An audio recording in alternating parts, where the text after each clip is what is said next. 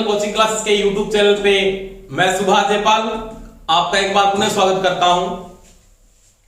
दोस्तों, जो अपने इलेक्शन थ्योरी का जो क्रैश कोर्स स्टार्ट किया था उसके आप अपनी नेक्स्ट क्लास स्टार्ट करेंगे, परंतु उससे पहले मैं एक बात कहना चाहता हूं सभी को। जो पीएसपीएल की भर्ती आई है पंजाब लाइनमैन की, उसमें अप्रेंटिस अनिवार्य है। अगर आपके पास पीएसपी पंजाब से अप्रेंटिस है तो ये आप फार्म को अप्लाई कर सकते हो, नहीं तो आप अप्लाई नहीं कर सकते। तो वो ध्यान रखना, इसके पास अप्रेंटिस है वो फार्म को अप्लाई कर देना। अपने जो टॉपिक चल रहा दोस्तों वो समांतर त्रिपद पढ़ रहे थे, एसी थ्योरी चल रही थी।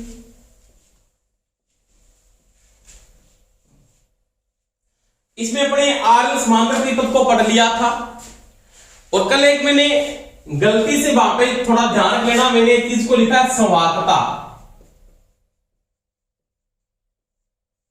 बी, वो संवाहकता नहीं है, उसकी जगह अग्राह्यता लिखना था। बोला तो मैंने अग्राह्यता था, लिख दिया संवाहकता था, तो वो अग्राह्यता है। इंग्लिश में क्या बोलते हैं? सस्पेटेंस कहते हैं। क्या कहते हैं? सस्पेटेंस। तो इसको थोड़ा सही कर लेना कि बी क्या होता है? अग्राह्यता होता है हिंदी का शब्द, जिसको सस्पेटेंस कहते हैं। लिखने का प्रतीक बी होता है और ये प्रतिकारिता का क्या होता है दोस्तों? विलोमानुपाती होता है। तो इसको अग्राह्यता कहते हैं, संवाहकता नहीं कहते, संवाहकता चालकता को कहते हैं। तो वो नेक्स्ट क्लास में थोड़ा गलती से बोल दिया था, लिख दिया था, उसको सही कर लेना। आगे देखो, अपने नेक्स्ट टॉपिक पे बात करते हैं। वो देखो,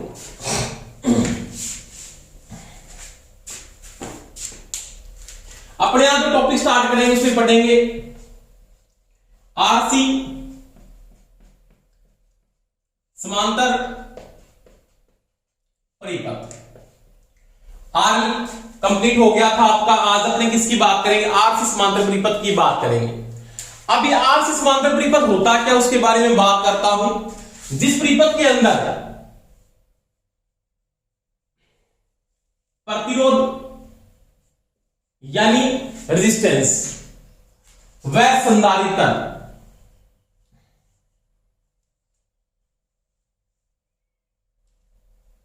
यानी कैपेसिटर दोनों सप्लाई के किस क्रम में जुड़ जाते हैं? आर पार, उसको क्या बोलते हैं? समांतर क्रम का कौन सा परिपथ कहलाता है? आरसी परिपथ कहलाता है। सप्लाई कौन सी दिया आपने? एसी के साथ जोड़ दिया। ये आर है, इसके साथ क्या लगा हुआ आपका? सी जुड़ा हुआ है।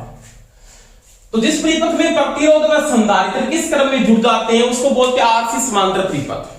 अब आपको पता है, नॉर्मल सी बात है, समांतर परिपथ के अंदर क्या होता है? पहली बात मैं यहां पे नोट करता हूं कि V बराबर होता है VR बराबर क्या होता है? BC। तीनों का मान दोस्तों क्या होता है? समान होता है। क्यों? समांतर क्रम में वोल्टेज का मान क्या रहता है? समान रहता है। या की वोल्टेज इसकी वोल्टेज की वोल्टेज की हमेशा ही क्या होती है? बराबर होती है, क्योंकि समांतर क्रम में वोल्टेज की वैल्यू हमेशा ही क्या रहती है? बराबर रहती है, यानी क्या रहती है? समान रहती है। अब देखो, अगर मैं इसके फेजर की बात करता हूं, इसमें फेजर बनता है यहां पे आपका जो करंट जा रहा है वो आई मेन है, यहां पे धारा है उसको बोलेंगे आई आर रेजिस्टेंस की धारा है, और यहां पे धारा उसको बोलेंगे आरसी कैपेसिटर की धारा। अब यहां पे मेरे को पता है किसका नियम लागू हो रहा है, तो सभी को पता है दोस्तों केसीएल लागू हो रहा है। क्या लागू हो रहा है? केसीएल। अब केसीएल है क्या वो आपको पता है, मेरे को बताने की जरूरत आपको है नहीं। केसीएल का मतलब किरचॉफ का करंट लॉ, आने वाली धारा जाने वाले के बराबर। आप भी आए हो ना, तो आपको भी जाना पड़ेगा। टाइम लगता है, कोई जल्दी चला जाता है, कोई पहले चला जाता है, कोई बाद में चला जाता। तो वही बात यहां पे, आने वाला करंट जाने वाले के क्या दोस्तों? बराबर है। तो केसीएल में क्या लागू होगा? यहां पे केसीएल लागू होगा। केसीएल का कौन सा लागू होगा? फेजर लागू होता है, जिसको सदिश बोलते हैं जी, सदिश योग या बोलते हैं फेजर योग। ये मैंने समझाया आपको। ऐसी परिपथों में जब भार समान होते हैं तो आपका केवीएल और केसीएल में जो नियम लागू होते हैं वो बीजगणित के लागू होते हैं। समान का मतलब इंडक्टर जुड़े हो, सारे के सारे इंडक्टर समांतर में जुड़े हो, चाहे श्रेणी में। अगर श्रेणी में जुड़े हैं तो उनमें क्या लागू होगा? केवीएल लागू हो जाएगा। अगर समांतर में जुड़े हैं तो क्या लागू होगा? केसीएल लागू होगा, बीजगणित के लागू होता है। रेजिस्टेंस जुड़े एक ही प्रकार का भार है तो क्या लागू होगा? बीजगणित के लागू होगा। अगर मेरे पास इंडक्टर जुड़े या कैपेसिटर जुड़े, एक ही प्रकार का लोड जुड़ा है, तो मेरा केवीएल और केसीएल में कौन सा नियम लागू होता है? बीजगणितीय लागू होता है।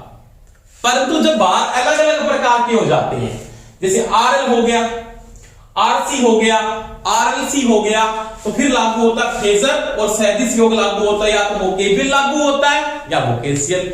अब केवीएल लागू होता है तो कौन सा होता है? सीरीज होता है। केसीएल लागू हो रहा है तो कौन सा होता है? ये समांतर है। समझ में आई मेरी बात? तो ये चीज का ध्यान रखना। अब देखो, इसके अनुसार वो बोलता है, फेजर के अनुसार आने वाली धारा क्या है? आई, जाने वाले के बराबर आई आर प्लस में आई सी। ये इसका दोस्तों क्या है? फेजर है। क्या है? फेजर। अब मैं इसके फेजर की बात करता हूं कि फेजर किस प्रकार से बनता है। वो बात देखो आप, नॉर्मल बात है, बिल्कुल सिंपल, बिल्कुल सिंपल। कैसे? भाई रेजिस्टेंस आई है लगा हुआ, हाँ लगा हुआ रेजिस्टेंस। रेजिस्टेंस में धारा और वोल्टेज क्या रहती है? बिल्कुल इन फेज रहती है। आपने पढ़ा है बिल्कुल यहाँ पे कि इसमें धारा और वोल्टेज चलेगी। इसका मतलब वीआर है ना, वो आईआर के साथ क्या होता है? इन फेज होता है। बिल्कुल होता है दोस्तों, ये बात समझ में आपको पता है। इसके अंदर जो धारा जाएगी वो वोल्टेज के साथ क्या रहेगी? इन फेज रहेगी। परंतु कैपेसिटर, ये कंडेंसर है कैपेसिटर, इसमें धारा क्या होगी? मुख्य इसके बीसी से क्या होगी? अग्रगामी होगी। कितनी? 90 डिग्री। अब दोनों वेक्टरों को जोड़कर आप एक तुल्य वेक्टर बनाते हैं। दोनों वेक्टरों को जोड़ना पड़ेगा और तुल्य वेक्टर बनाना पड़ेगा। यानी यहां पे ये धारा और इस धारा, इस वोल्टेज के बीच में क्या एंगल बन रहा है? कौन सा पावर फैक्टर आने वाला है? वो अपने को कौन बताएगा? फेजर बताएगा। समझ में आ रही है ना मेरी बात? अब इसके मैं फेजर की अगर बात करता हूं तो देखो क्या लिखेंगे अपने। इसका फेजर मैं इस प्रकार से बनाता हूं दोस्तों, देखो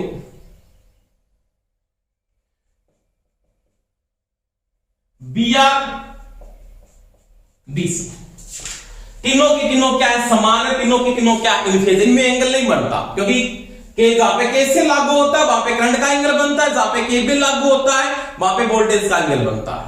अब देखो, इसके साथ एक धारा है, कौन सी? आईआर। आईआर क्या है इसके साथ? आईआर इसके साथ दोस्तों क्या है? इन फेज है। क्या है? इन फेज, बिल्कुल इन फेज है। अब मैं किसके एंगल की बात करूं? ये तो किसका बन गया? ये तो डिस्टेंस का बन गया, इसके साथ लोड का बन गया। अब मैं इसके एंगल की बात करूं तो ये बनाना पड़ेगा, तो बीसी के साथ इसका एंगल बना दो। ये बीसी रहा, ये रहा एंगल इसका।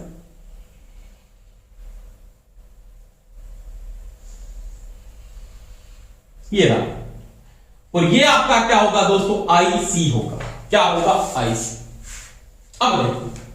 अब देखो आईआर और आईसी के बीच में एंगल कितने डिग्री का है? 90 डिग्री का। बिल्कुल बात सही है, दोनों के बीच में फेज डिफरेंस 90 डिग्री का होता है। बी, एक ही बात है, बीआर बीसी और बी के बीच में एंगल इसका 90 डिग्री है। अब इसके फेजर को अगर बनाता हूं इस प्रकार इसका फेजर बनता है, ये फेजर। अब ये मान इसके क्या बराबर है ना, इस लाइन को सीधा मिला दो इसके साथ ऐसे।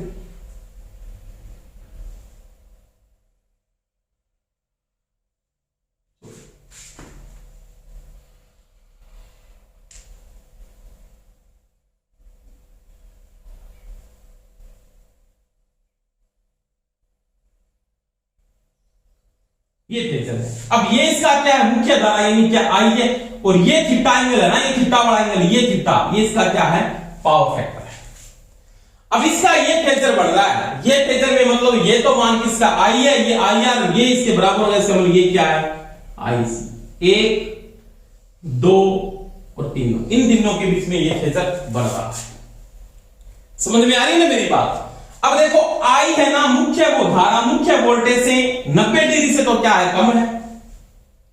मैंने लिखाया पिछले परिपत्र में, जब आप पावर फैक्टर को पढ़ोगे, टॉपिक मैंने पावर फैक्टर करवाया आपको, वहां पे लिखाया मैंने कि आरसी परिपत्र में धारा वोल्टेज से 90 डिग्री से तो कम, 90 डिग्री से तो कम, 0 डिग्री से ज्यादा क्या होती है? अग्रगामी। बिल्कुल अग्रगामी धारा यहां पे क्या है? अग्रगामी है। इसका मतलब पावर फैक्टर क्या होगा? अग्रगामी। यहां पे जो कोस फाई आएगा वो अग्रगामी आएगा, पूरा का पूरा यूनिटी नहीं होगा, और न होगा वो शून्य। उन दोनों के क्या आएगा? बीच में आएगा। इसका मतलब धारा क्या होगी यहां पे दोस्तों? अग्रगामी होगी। धारा लीड कर रही है किससे? वोल्टेज से। अब देखो इसके फेजर की मैं बात करूं, अगर इसको मैं लिख देता हूं यहां पे आई स्क्वायर बराबर में क्या हो जाएगा? आर स्क्वायर प्लस में आई सी स्क्वायर। यानी कर्ण स्क्वायर बराबर दार स्क्वायर प्लस में क्या होता है लंब स्क्वायर। पाइथागोरस प्रमेय से आप इसको लिख सकते हो, बिल्कुल लिख सकता हूं। अब देखिए आई बराबर क्या हो जाएगा, तो आई बराबर हो जाएगा रूट आर स्क्वायर प्लस में आई सी स्क्वायर का रूट हो जाएगा। तो ये होगा आपका आई की गणना। आप इस प्रकार से यहां पे आई की क्या करोगे, गणना कर सकते हो इस फेजर के द्वारा। ये फेजर यहां पे लागू हो जाएगा। समझ में आ रही है मेरी बात। अब देखो ये बात कंप्लीट होने के बाद आपको क्या निकालना पड़ सकता है, इसका इंपीडेंस निकालना पड़ सकता है। इंपीडेंस क्या, इंपीडेंस प्रतिबाधा। कोई दिक्कत नहीं, उसका फेजर और बना देते हैं। इधर देखिए उसका फेजर,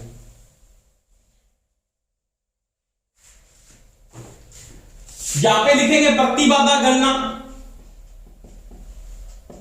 इसको लिखते हैं जेड से। इंपीडेंस होता है, क्या होता है इंपीडेंस।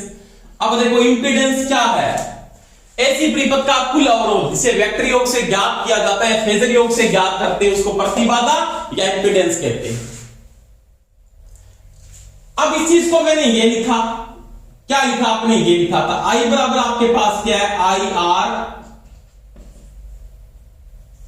प्लस में आई सी। इसका भी वेक्टर है, इसका भी वेक्टर है, इसका भी वेक्टर है, बिल्कुल वेक्टर है जी। अब दोस्तों एक बात समझने वाली है, क्या आप आई बराबर क्या लिखोगे, तो आई बराबर वी बटा जेड होता है, बिल्कुल होता है। आई आर बराबर क्या होता है, रेजिस्टेंस की धारा किसके बराबर होती है, वी बटा आर होता है, बिल्कुल होता है। और आई सी किसके बराबर होता है, वी बटा एक्सी होता है, बिल्कुल होता है। कोई समस्या नहीं, लिख सकता हूं, लिख दिया आपने। क्या लिख दिया आपने, इस कंडीशन को ऐसे नोट कर लिया, यहां पे इसको मैं पुटअप कर रहा हूं, v बटा जेड, बिल्कुल सही, v बटा आर, बिल्कुल सही, प्लस में v बटा एक्सी, बिल्कुल सही। कोई समस्या नहीं है के है, नहीं है ना, होगी भी।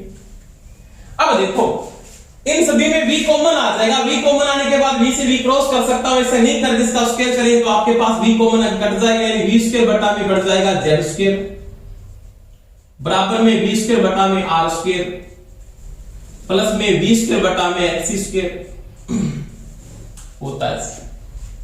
अब देखो आपका v कॉमन आएगा, इसका मतलब v से v क्रॉस हो जाएगा, होगा नहीं हो, v कॉमन आके v से क्रॉस हो जाएगा, इसका मतलब 1 बटा z स्क्वायर बराबर 1 बटा आर स्क्वायर प्लस में 1 बटा एक्सी स्क्वायर होता है। अब देखो 1 बटा जेड स्क्वायर बराबर लघुत्तम आ जाएगा क्या, R square into XY square, और यहां पे बच जाएगा एक्सी स्क्वायर प्लस में आर स्क्वायर, ये बचेगा। अब देखो मेरे को निकालना है भाई जेड, तो जेड स्क्वायर बराबर लिख सकता हूं, इसको उल्टा कर दो अगले वाले को, तो क्या हो जाएगा, आर स्क्वायर इंटू में एक्सी स्क्वायर बटा में, क्रम से लिख लेते हैं,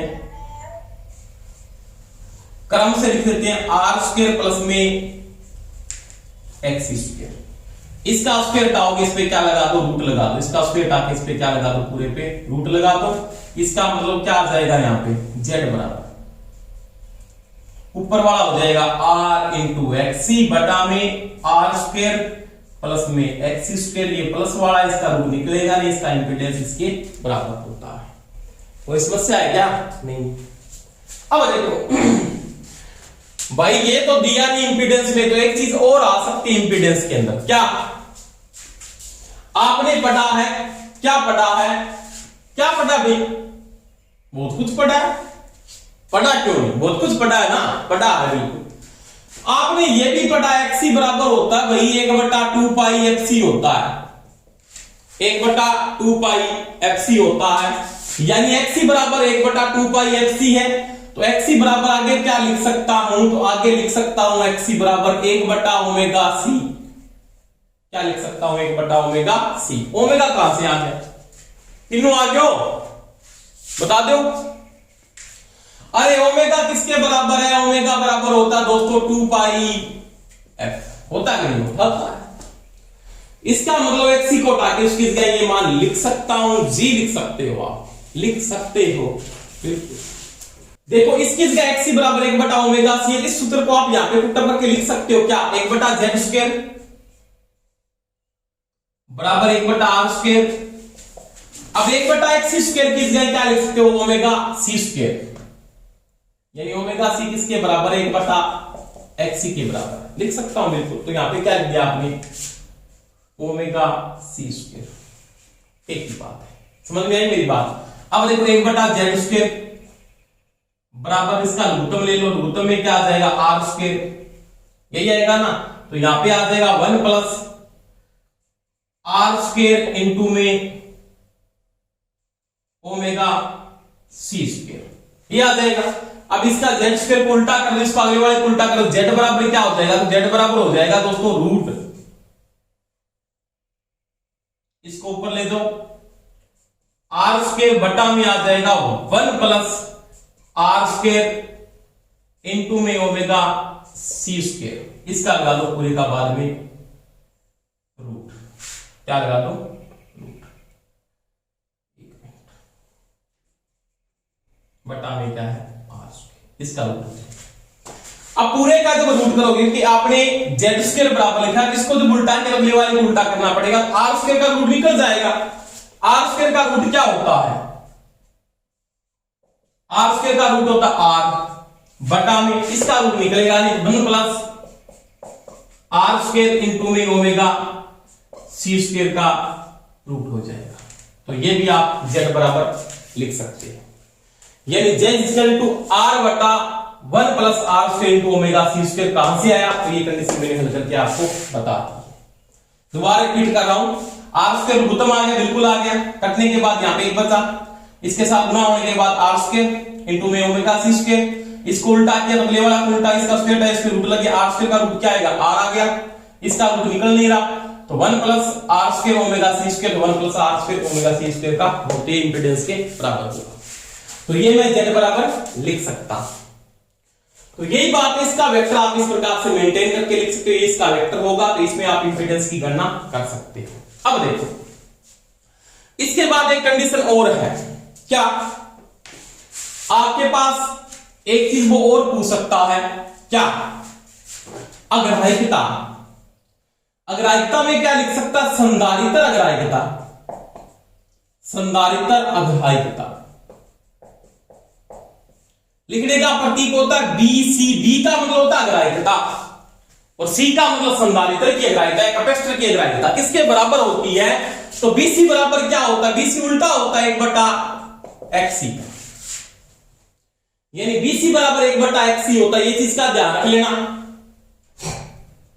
समझ में आई मेरी बात। अब देखो, अब BC बराबर 1/XC है, तो आप इसकी जगह एक चीज और भी लिख सकते हो, क्या BC बराबर ये भी होता है, क्या XC की जगह क्या लिख सकता हूं, बोलो, अरे XC की जगह क्या लिख सकता हूं, तो XC की जगह मैं लिख सकता हूं 1/ओमेगा C। समझ में आई क्या, कोई समझ में थारा को नहीं, आप जाइए टाइम ला, देखो आराम से बात, क्यों नहीं समझ में आई, आपको पता है XC बराबर क्या होता है, 1/2 पाई FC होता है कि नहीं होता, तो XC बराबर क्या हो गया, 1/ओमेगा C। तो भाई XC को हटाके XC की जगह 1/, ये तो 1/, पे लगा ही ऊपर, इसकी जगह मैंने 1/ओमेगा C लिखा है, बिल्कुल लिख सकता हूं। तो भाई BC बराबर क्या होता है, तो BC बराबर होता है ओमेगा C। ये होती है संधारित्र की अग्राह्यता। पूछ सकता है संधारित्र की अग्राह्यता किसके बराबर होती है, तो वो इसके बराबर होती है, इसके बराबर होती है, ऑप्शन में वो ये भी दे सकता है। मैंने ब्रेक की अग्राह्यता आपको नहीं बताई थी, पिछली वीडियो में भी बता देते हैं, कोई समस्या नहीं है।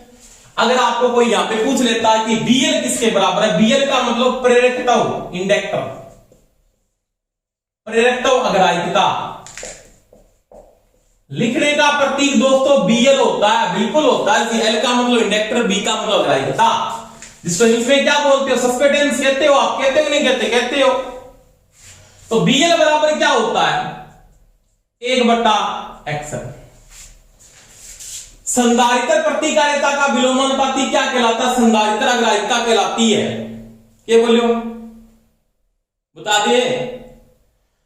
प्रेरकत्व प्रतिकार्यता का विलोमानुपाती प्रेरकत्व अग्राह्यता कहलाती है, और संधारित्र अग्राह्यता का विलोमानुपाती संधारित्र प्रतिकार्यता का विलोमानुपाती संधारित्र अग्राह्यता कहलाती है।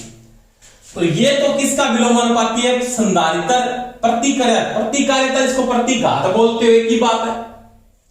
क्या है ये? संधारित्र। निम्न कहती है प्रतिकार्यता, प्रतिघात कौन बोले भाई? क्या बोलती है? प्रतिकार्यता। इसका विलोमानुपाती ये है, तो ये क्या है? प्रेरकत्व प्रतिकार्यता।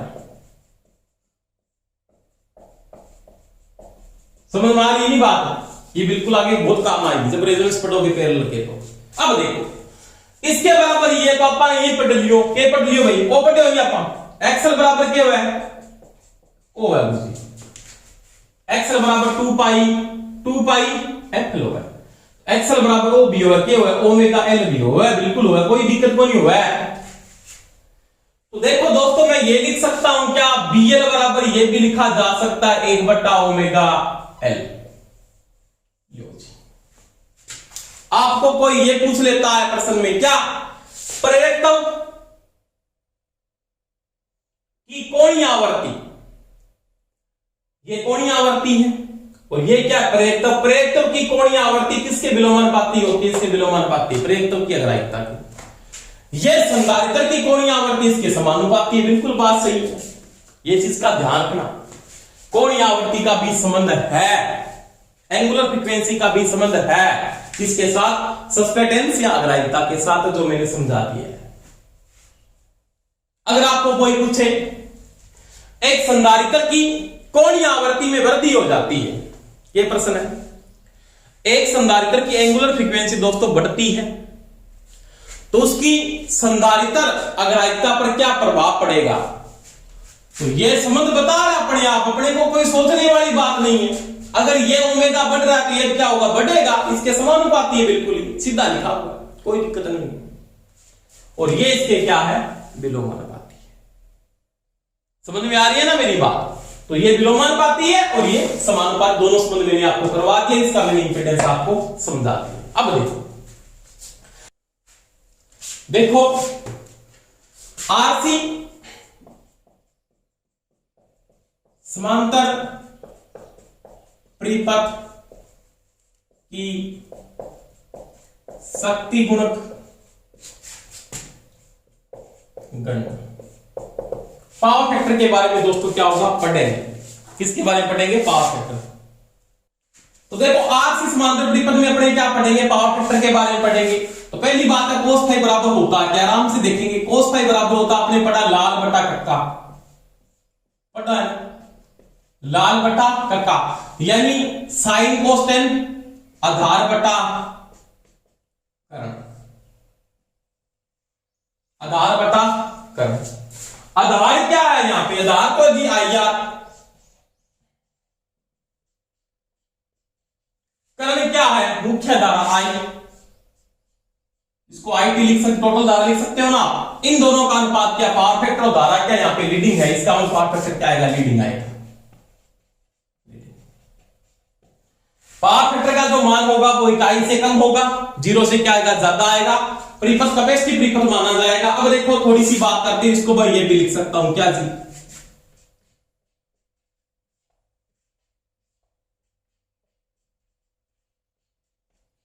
हाँ जी लिख सकते, कोई दिक्कत नहीं, आई टी बराबर ये होता। अब देखो इस कंडीशन को मैं ये भी लिख सकता हूं क्या? आई आर किस गए? V बटा आर होता है, बिल्कुल बात सही। आई आर बराबर V बटा आर होता है, आई टी बराबर होता है V बटा जेड। इसका मतलब कोस फाई बराबर ये लिख सकते हो, इसको ये भी लिख सकते, कट जाएगा ना, तो ये हो जाएगा 1 बटा आर 1 बटा जेड। तो कोस फाई बराबर हो जाएगा जेड बटा आर, क्या हो जाएगा? जेड। अब इसका जेड किसके बराबर है? तो इसका जेड है ना वो इसके बराबर था क्या? आर इंटू एक्सी बटा आर इंटू एक्सी बटा आर स्क्वायर प्लस में एक्सी स्क्वायर बटा में जेड किसका ये था ना, बटा में क्या हो गया? आर। अब देखो आगे cos फाई बराबर क्या हो जाएगा, तो इसके आगे cos फाई बराबर क्या लिख सकता हूं, तो मैं ये भी लिख सकता हूं cos फाई बराबर आगे r इंटू एक्सी। समझ में आई मेरी बात? तो ये तो काट दो, यहां पे बीसी से कट रहा है ना, तो ऊपर क्या बच गया आपके पास, एक्सी बच गया, और नीचे क्या बच गया, आर स्क्वायर प्लस में एक्स स्क्वायर का रूट। तो ये भी cos फाई के बराबर। कहां कहां रटोगे, ये रटोगे, ये रटोगे, ये रटोगे, यहां पे रटोगे, यहां पे रटोगे, कहां पे रटोगे, तो ये इसके बराबर होगा। यहां पे रूट का निशान है, थोड़ा ध्यान रखना भाई, ये रूट के बराबर, जेड बराबर यही होता है ना, जेड को हटा के मैंने ये कंडीशन को लिखा है, जेड बराबर ये, cos फाई बराबर ये लिख सकता हूं। तो ये कंडीशन भी आपकी सही है, ये भी सही है, ये भी सही है, ये भी सही है। अगर ऑप्शन में आपको ये दिया तो भी सही है, ये दिया तो भी सही है।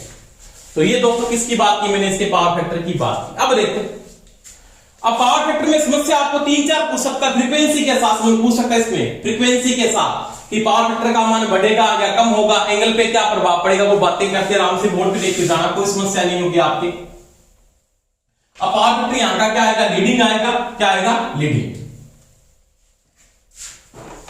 आपको कोई ये बोल देता है, पहली बात तो यहां पे फ्रीक्वेंसी बढ़ जाती है, पहली बात ये फ्रीक्वेंसी इंक्रीज हुई, फ्रीक्वेंसी बढ़ते ही फ्रीक्वेंसी के साथ यहां पे चेंजिंग होगी इस ग्राफ में। किसके साथ चेंजिंग होने वाले वो मैं आपको बता दूंगा, देखो आराम से। फ्रीक्वेंसी पे आईआर पे कोई प्रभाव नहीं पड़ेगा, तो आईसी पे प्रभाव पड़ने वाला है, आईसी पे प्रभाव पड़ने वाला है, क्योंकि आईसी बराबर क्या है, तो आपके पास आईसी बराबर है दोस्तों V बटा एक्सी, है ना, है। और इसमें क्या है, आईसी बराबर होता है B बटा 1/2 पाई एक्सी, एक्सी बराबर ये होता है, तो आईसी बराबर हो जाएगा V इंटू में 2 पाई एक्सी। बिल्कुल सही है, आईसी बराबर ये ऊपर चला जाएगा, इसका मतलब ये गुना का निशान है यहाँ पे, इनटू में क्या हो जाए, फ्रीक्वेंसी के क्या समानुपाती। फ्रीक्वेंसी अगर बढ़ती है ना, फ्रीक्वेंसी बढ़ती है, इसका मतलब क्या होता है, एक्सी कम होता है, तो एक्सी के विलोमानुपाती है ना, एक्सी बराबर क्या 1/2 पाई एक्सी है।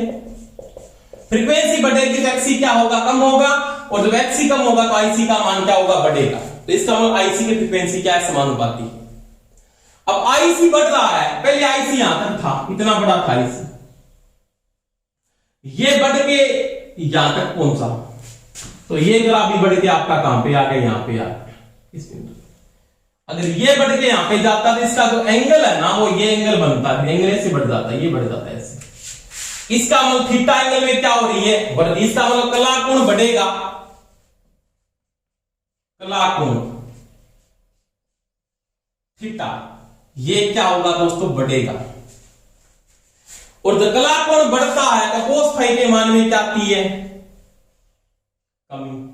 क्या आती है, कमी। cos फाई का मान कम होता है। दूसरी बात यहां पे बोलता हूं, एक्सी, एक्सी, एक्सी क्या हो रहा है, फ्रीक्वेंसी बढ़ रही है तो एक्सी क्या हो रहा है, कम हो रहा है, बिल्कुल कम हो रहा है। फ्रीक्वेंसी बढ़ रही है तो एक्सी क्या हो रहा है, कम हो रहा है। जेड देखो आपकी ये धारा, इसका ग्राफ देखो ये बढ़ गया, इसका मतलब आई बढ़ा है, और आई बराबर क्या है, V बटा जेड है। जब आई बढ़ेगा जेड क्या होगा, कम होगा, इंपीडेंस क्या होगा, गिरेगा। और बीसी, बीसी संधारित्र की अग्राह्यता इसके साथ भी बताना पड़ेगा। इसमें क्या होगा, देखो दोस्तों मैंने आपको बताया है कि बीसी किसके बराबर है, तो बीसी बराबर है 1/एक्सी, है ना। अब एक्सी बराबर ये, इसका मतलब इसका उल्टा करेंगे तो बीसी बराबर क्या लिख सकता हूं, 2 पाई एक्सी लिख सकता हूं, लिख सकता हूं, क्योंकि एक्सी किस जगह पे ये मान लिखो तो वो मान ऊपर चला गया, इसका मतलब फ्रीक्वेंसी के क्या ये समानुपाती, इसका मतलब बीसी क्या होगा, बढ़ेगा, बीसी क्या होगा, बढ़ेगा। क्योंकि एक्सी जब कम होता है, एक्सी जब कम होता है तो बीसी क्या होता है, बढ़ता है, नॉर्मल बात है। ये कम हो रहा है ना, ये कम हो रहा है तो ये क्या होगा, बढ़ेगा। इतने संबंध है, इसे ध्यान रखने पड़ेंगे आपको इसकी बातें। अब देखो दूसरी बात मैं यहां पे नोट करता हूं, फ्रीक्वेंसी कम कर दी आपने, जी कर दी मैंने, मेरी मर्जी कर दी मैंने, मैं कर सकता हूं। कर सकते हो क्या? मैं तो कर सकता हूं, आप करके देख लेना। फ्रीक्वेंसी आपने कम की, फ्रीक्वेंसी कम करने से क्या हुआ कि जब फ्रीक्वेंसी आपकी कम हुई, एक्सी बढ़ गया। लो दोस्तों, फ्रीक्वेंसी कम हुई, एक्सी बढ़ा, एक्सी बढ़ा ना, तो आईसी क्या हुआ? कम। आईसी पहले यहां पे था, अब ये कम हो गया, कम होके मान यहां पे आ गया, इस बिंदु पे आ गया। आईसी कम हुआ, यहां तक आ गया, आईसी पहले यहां तक पहुंचा, इसके बाद यहां तक, इसके बाद और कम हो गया, यहां तक आ गया। इसका मतलब थीटा एंगल में क्या आ रही? कमी आ गई हो। इसका मतलब कला कोण क्या दोस्तों? कला कोण।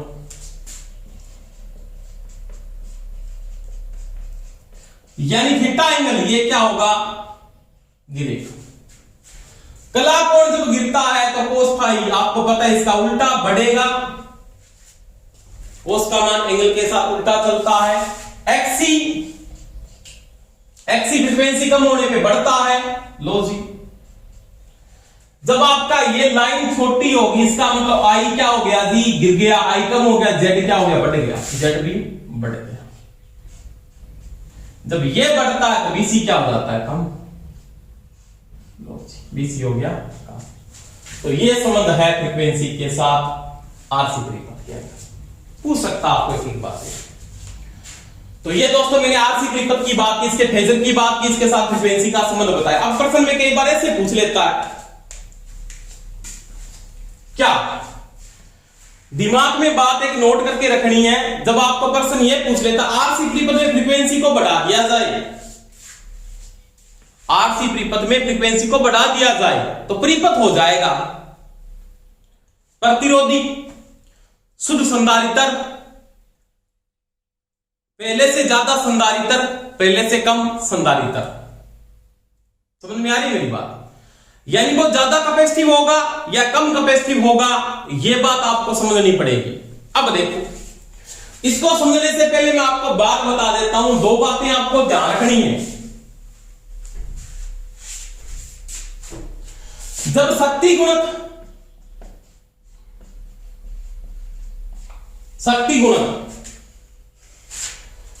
जीरो होता है ना, जीरो होता है और अकेला कैपेसिटर काम कर रहा है, तो वो क्या होता है? शुद्ध कैपेसिटिव होता है। जीरो लीडिंग पावर फैक्टर है ना आपका, जीरो लीडिंग पावर फैक्टर है, तो वो क्या है? शुद्ध संधारित्र परिपथ है, शुद्ध संधारित्र। आगे ना समझ में। और जब शक्ति गुणक क्या आपका एक है, तो वो क्या है? शुद्ध प्रतिरोधी है। अब देखो, न तो भी ये है ना ये, क्योंकि आरसीएस का मतलब दोनों जुड़े हुए हैं। अगर वो इधर जाता है ना पावर फैक्टर, जब इधर जाता है यानी जीरो की तरफ जाता है, तो वो कैपेसिटिव होने का प्रयास कर रहा है, ज्यादा कैपेसिटिव हो रहा है। इसका मतलब पावर फैक्टर जब गिरता है ना, पावर फैक्टर जब डिस्क्रीज होता है, यानी पावर फैक्टर जब गिरता है तो वो ज्यादा कैपेसिटिव हो रहा है। समझ में आ रही मेरी बात? वो किसके पास जाने का प्रयास कर रहा है? वो किसके पास? प्योर होने का प्रयास कर रहा है। वो होगा तो नहीं, परंतु प्योर होने का प्रयास कर रहा है। वो पहले से ज्यादा क्या हो रहा है? कैपेसिटिव हो रहा है। और फ्रीक्वेंसी जब क्या होती है आपकी गिर रही है, इसका मतलब कोस फाई क्या हो रहा है? बढ़ रहा है। कोस फाई जब बढ़ेगा, किधर बढ़ेगा? एक किधर भी बढ़ेगा, तो पहले से क्या हो जाएगा? कम कैपेसिटिव हो रहा है, क्योंकि वो रेजिस्टिव होने का प्रयास कर रहा है। इसका मतलब यहां पे पावर फैक्टर का मान क्या हो रहा है? गिर रहा है। तो इसमें क्या होगा? जब फ्रीक्वेंसी बढ़ती है तो ये ज्यादा संधारित्रीय परिपथ होगा पहले से, और यहां पे क्या होगा? पावर फैक्टर आपका क्या हो रहा है? बढ़ रहा है, तो ये क्या होगा? पहले से कम संधारित्रीय होगा, कम संधारित्र होगा, क्योंकि फिर ये रेजिस्टेंस के पास जाने का प्रयास कर रहा है। जब ये इधर जा रहा है तो ज्यादा कैपेसिटिव हो रहा है, ज्यादा कैपेसिटिव हो रहा है, ज्यादा सी ज्यादा हो रहा है, और यहां पे कम हो रहा है, तो ये क्या हो रहा है? कम सी हो रहा है। ये चीज का ध्यान रख लें। उसी प्रकार इंडक्टिव में देख लें, इंडक्टर के अंदर क्या होगा? जब पावर फैक्टर किसकी तरफ जा रहा है? जीरो की ओर, पावर फैक्टर 0.5 आपको पूछ ले, जैसे मैंने प्रश्न दे दिया आपको, क्या दिया कि एक पावर फैक्टर का मान 0.3 लेगिंग है, 0.4 लेगिंग है, 0.5 लेगिंग है, 0.6 लेगिंग है। समझ में आई मेरी बात? तो ज्यादा इंडक्टिव कौन सा? ये सबसे ज्यादा इंडक्टिव है और ये सबसे कम इंडक्टिव है। इसके अंदर इंडक्टिव की बात कर रहा हूं, जिसका पावर फैक्टर कम होगा वो ज्यादा इंडक्टिव होगा, क्योंकि लेगिंग के साथ इसका इंडक्टिव किसका? लेगिंग का इंडक्टिव होता है ना, बिल्कुल होता है। आरएल त्रिपद की बात कर रहा है वो, अगर 0 होता तो वो शुद्ध इंडक्टिव हो जाता, परंतु ये 0.3 है, इसका मतलब बहुत ज्यादा इंडक्टिव है 0.6 से। यहां पे वो क्या है? कम इंडक्टिव है। जैसे इसको पर्सन में दिया 0.3 लीडिंग, 0.5 लीडिंग, 0.7 लीडिंग, 0.9 लीडिंग। तो सबसे ज्यादा कैपेसिटिव कौन सा? सबसे ज्यादा कैपेसिटिव 0.3 वाला है। सबसे ज्यादा कैपेसिटिव कौन सा? 0.3 वाला। सबसे कम कैपेसिटिव कौन सा है? 0.9 वाला। ये चीज का ध्यान रख लेना, क्योंकि ये रेजिस्टिव के करीब पहुंच रहा है और ये शुद्ध होने का प्रयास कर रहा है। ये चीज का भी ध्यान रखना। समझ में आ रही है मेरी बात? ये प्रश्न पूछ सकता है वो आपको, इनमें से सबसे ज्यादा इंडक्टिव लोड किस पावर फैक्टर पे होगा? सबसे ज्यादा इंडक्टिव लोड 0.3 पावर फैक्टर पे होगा, इसके ऊपर लेगिंग के साथ इंडक्टिव में। और वो कैपेसिटिव, बहुत ज्यादा कैपेसिटिव किस लोड के साथ होगा? इसके साथ कैपेसिटिव। और सबसे कम कैपेसिटिव किसके साथ होगा? इसके साथ होगा। ये चीज का ध्यान रखिए। तो वो फ्रीक्वेंसी के साथ मैंने बता दिया। तो ये फ्रीक्वेंसी के साथ, फ्रीक्वेंसी चेंजिंग में आ रही है, तो आरसी परिपथ पे क्या प्रभाव पड़ रहे हैं, तो वो प्रभाव मैंने आपको बता दिया। अब इसके बाद देखो इसकी पावर गणना, उसमें कोई समस्या नहीं है। P इक्वल टू आपको पता है क्या?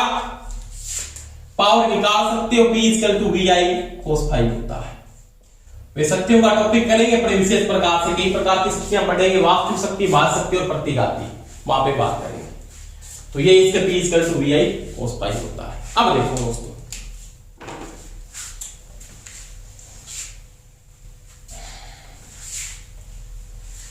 अब इसके क्वेश्चन की मैं बात करता हूं, एक क्वेश्चन करवा देता हूं आपको, कोई दिक्कत आए तो मेरे को बता देना। आप देखो आराम से बोर्ड पे, ये दे दिया मान लीजिए,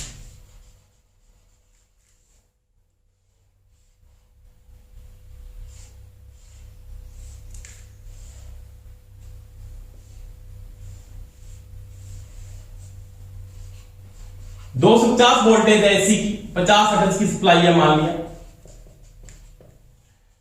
आर का मान दिया है और ये सी है। इसमें कहता है 6 एम्पियर धारा जा रही है, आईसी का मान 6 एम्पियर है और आपके पास यहां पे धारा का मान 10 एम्पियर है। कितना है? 10 एम्पियर। पहली बात तो पूछ रहे इसमें आईसी का मान क्या होगा, वो ज्ञात करना है एक तो आपको। दूसरी बात जेड ज्ञात करना है। तीसरी बात इसका cos phi निकालना है और चौथी बात इसकी क्या निकालनी है? पावर निकालनी है। तो ये चीजें आपको निकालनी है, कोई समस्या आपकी होनी नहीं चाहिए। पहली बात तो ये, सबसे पहले मैं आईसी निकालूंगा। तो आपने पढ़ा है आई स्क्वायर बराबर आई आर स्क्वायर प्लस में आई सी स्क्वायर। आई सी स्क्वायर बराबर क्या हो जाएगा? तो आई सी बराबर हो जाएगा दोस्तों आई स्क्वायर माइनस में आई आर स्क्वायर का रूट। ये इधर आके माइनस का हो जाए। अब देखो आई का मान कितना? 10, 10 की स्क्वायर कितनी है? तो 100, 6 की 36, दोनों का रूट 64 का रूट कितना होता है? 8। इसका मतलब धारा यहां पे कितनी? 8 एम्पियर। इसका मतलब पहला आंसर आ गया आपका पास 8 एम्पियर, कोई दिक्कत नहीं। दूसरी बात जेड पूछ रहा है, जेड बराबर क्या होता है पता आपको? जेड बराबर होता है V बटा I। वोल्टेज कितनी है? 250। आई कितना? कुल 10, 25 ओम इंपीडेंस आ गया। cos phi पूछ रहा है, cos phi निकल जाएगा। क्या जेड बटा आर लगाऊं? जेड बटा आर लगा नहीं सकते, जेड का मान पता, आर का मान ही पता नहीं है, तो भाई क्या लगाएं? लगा देंगे। अपने पास एक इलाज और भी है, आई आर बटा आई टी। आई आर कितना है? 6, आई टी कितना है? 10.6 लीडिंग। इसका मतलब ये तो आ गया 25, ये आ गया 0.6 लीडिंग। पावर निकालनी है, P बराबर आपको पता है VI cos phi होता ही होता है। वोल्टेज कितनी है? 250। धारा कितनी है? 10। cos phi कितना है? 0.6 बटा में 10। ये काट दो, इसको कट गया। 25 का 150, 1500 वाट इसकी आ जाएगी पावर। तो ये आपके पावर की वैल्यू आएगी, पावर आ जाएगी 1500 वाट। cos phi आ गया, इंपेडेंस आ गया, धारा आ गई, ये आ गया। अब यहाँ पे ये मत सोच लेना कि 8 6 कितनी होती है, 14 14 नहीं है, क्योंकि वेक्टर योग चलता है दोस्तों। तो ये दोस्तों मैंने बात की आरसी परिपथ की, किसकी बात की, आरसी परिपथ की बात की। आरसी परिपथ की आप क्वेश्चन करके देख लेना, कोई समस्या है तो मेरे को बता देना कि सर ये समस्या आ रही है। कोई समस्या वैसे तो होगी नहीं, पूरा कॉन्सेप्ट से बताया मैंने, और आप साथ में पूरे के पूरे नोट्स बना लोगे तो कभी तक जिंदगी भर दिक्कत नहीं आएगी आपके पास, जिंदगी भर दिक्कत आपके पास नहीं आएगी। अब देखो ये आपने cos फाई निकालने के बाद अगर आपको कोई ये पूछ लेता है यहां पे कि मैं धारिता का मान बढ़ा देता हूं तो क्या प्रभाव पड़ता है, धारिता का मान बढ़ने से आपको समझ पता होना चाहिए। धारिता का मान समांतर में कैपेसिटर जोड़ दो, धारिता बढ़ जाएगी, श्रेणी में जोड़ोगे धारिता कम हो जाती है, समांतर में रेजिस्टेंस जोड़ोगे रेजिस्टेंस कम हो जाएगा, श्रेणी में जोड़ो रेजिस्टेंस का मान बढ़ जाता है। तो ये दोस्तों मैंने किसकी बात की, आरसी परिपथ की बात की। अब अगर मैं यहां पे एक बात और करता हूं कि आरसी परिपथ है, ये क्या है, आरसी परिपथ आपका दो चीजें बताऊंगा यहां पे, आराम से बोर्ड पे देखना। ये आरसी परिपथ है और प्रश्न में ये देता है ये एक आरसी परिपथ को डीसी के साथ जोड़ दिया जाए, किसके साथ, डीसी। आरसी समांतर की बात कर रहा हूं, ध्यान रख लेना, आरसी समांतर परिपथ को डीसी के साथ जोड़ते तो क्या होगा, डीसी के साथ जब जोड़ोगे तो ये कैपेसिटर डीसी के साथ क्या होता है, ओपन हो जाता है। मैंने आपको करवाया टॉपिक में, एक बार चार्ज तो उसके बाद किसकी भांति काम करता है, ओपन सर्किट। इसका मतलब ये काम नहीं करेगा, ओनली फॉर आर काम करेगा, ये तो काम नहीं, तो आर काम करेगा, इसका आंसर क्या होगा, ये हो जाता फिर शुद्ध प्रतिरोधी।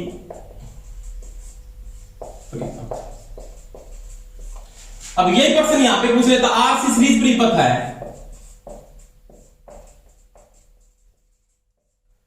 को डीसी के साथ जोड़ दें तो क्या होगा, डीसी के साथ जोड़ दें। अब देखो आरसी सीरीज में अगर डीसी के साथ जोड़ते हो, जोड़ दिया डीसी के साथ, ये ओपन हो गया तो ये भी ओपन हो गया, ये काम नहीं करेगा ना, नहीं करेगा तो ये क्या होगा, फिर खुला परिपथ, खुले परिपथ की भांति काम करेगा। तो ये दोस्तों ध्यान रखना, थोड़ा सा ओपन सर्किट का ध्यान रखना और आपके पास मेरे शुद्ध रेजिस्टिव का दोनों का बता दिए। धन्यवाद दोस्तों। क्लास आपको अच्छी लगी हो तो सभी लाइक जरूर किया करो और शेयर भी किया करो, और जिन्होंने चैनल को सब्सक्राइब नहीं किया ना वो सभी सब्सक्राइब कर ले चैनल को। Thank you, best of luck.